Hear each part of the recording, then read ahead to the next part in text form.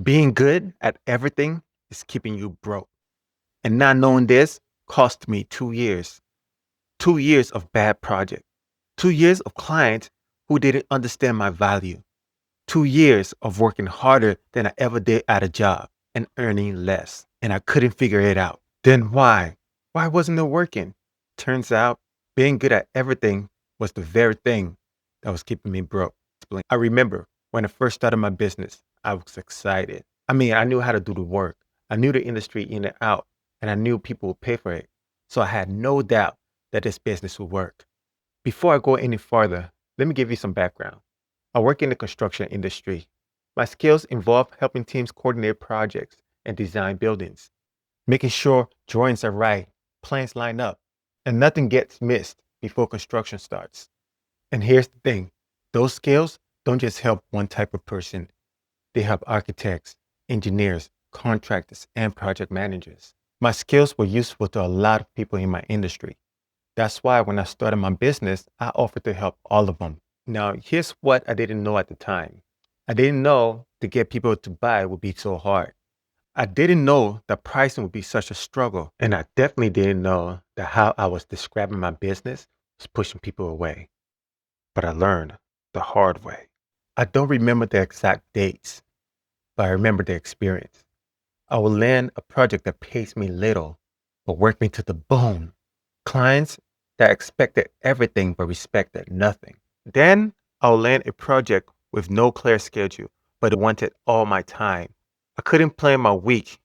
I felt like I was drowning and I couldn't come out for air. Once in a while, I would land a project that paid well and everything went smooth. But that circle kept happening over and over. No pay, hard work, no schedule, total chaos. And then the once in a while, good ones. I started feeling it in my body. I was being drained and I didn't enjoy my work anymore.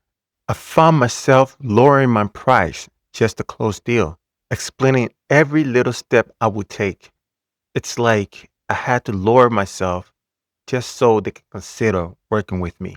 I was working harder than I ever did at my old job and making less money. I felt insane, overworked, frustrated. And some of you know exactly what I'm talking about. You felt that drain, that frustration, that feeling, I'm doing everything right. So why isn't this working? So I started looking for answers. I started reading books, watching videos, speaking to people who knew about business, but nobody could tell me what was wrong. Then I found a coach, somebody who could teach. He showed me something I never understood before. He taught me about offer, what they really are, how they work, and why some people get clients and others don't. And that's when I looked at how I had been talking about my business. Because I learned about offer, I realized my message was blurry. It was too general. And so I made a decision. I would narrow it down. One industry, one client type, one specialty. No more serving everyone. I was going to pick one and go all in. Now, let me stop right there because I know what some of you guys are thinking. Rudy, why would you limit yourself? You can help so many people. Doesn't having more options make you safer? I get it. I thought the exact same way for a long time. It's not about your skills. Your skills are fine. What you can do isn't the problem. The problem is trying to talk to too many different types of people at the same time. If someone asks you who you serve and you say, I help this type of person and that type and these people over here, and sometimes I help those people too. They hear confusion, they hear noise. And here's the issue. When you are talking to five different type of people, you can't speak to any of them clearly. Each type of person have different problems, different needs, different type of outcomes they're looking for. It will connect with no one. Let me ask you a question. What do you do when you're confused? You can't tell that their offer is for you. You move on. You find someone else, someone who speaks directly to your problem, someone who promises the outcome that matters to you. Here's what really got me. You are not losing clients because you are not skilled. You're losing them because your message didn't land. They never give you a chance because they couldn't tell you were talking to them. It's not about doing less. It's about being clear. One type of client, one specific outcome, one message that speaks directly to them. When I finally understood that, everything changed. So I did it. I picked one. And here's what happened. My message became clear. The right people started noticing me. Clients stopped questioning my price because they understood my value. And that draining cycle finally stopped. I wasn't chasing anyone anymore. The right people were finding me. Here's what I want you to walk away with. You probably heard this before. Pick a niche. Get focused. It's not a new idea, but here's what I learned. Knowing about something and really understanding it is two different things. I knew I should focus, but I didn't understand what staying broad was actually costing me.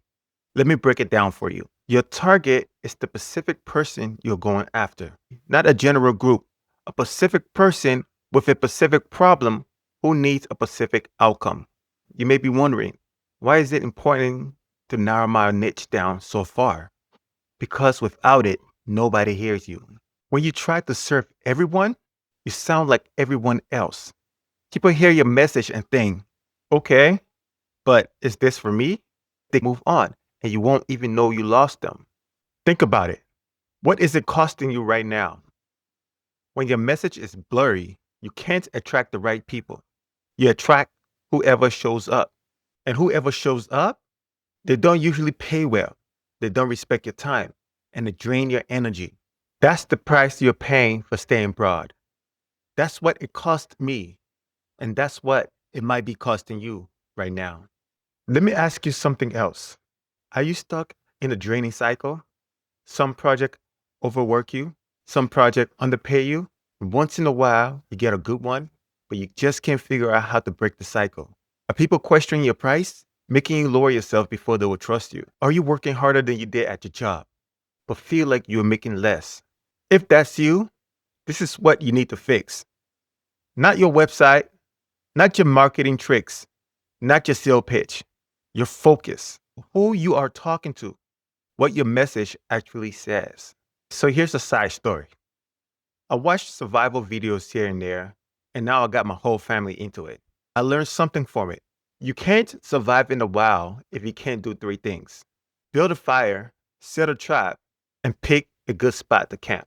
All three matters, but the location comes first. You can be the best fire builder in the world. You can know how to set the perfect trap. But if you camp in the wrong spot, nothing else matters. In business, it's the same thing. Your target is your location, specific person you're going after. Your skill is the fire. It keeps the business alive. It's what makes the people want to work with you. The outcome they get. I picked one spot, one type of client with one specific problem who needed one specific outcome. So, if you're good at everything right now, if your message is all over the place, if you are stuck in the cycle of bad project, it's not your skills. It's not how hard you work. It's your focus. Here's what I want you to do next. I put together a guide called The 5 Mistakes Pushing Clients Away, the ones you don't even realize you're making, the thing that keep the right clients from finding you, the thing that keep them moving on without even giving you a chance. In this guide, I show you the mistakes, what they're costing you, and how to fix it. The link is below. If you want to go even deeper, check out my 5-day Attract More Clients Challenge. But I suggest you start with the guide. Find out which mistakes you are making. That's your first step. Now, leave a comment. What market you're in? Who are you serving? I read every single one of them. See you in the next video.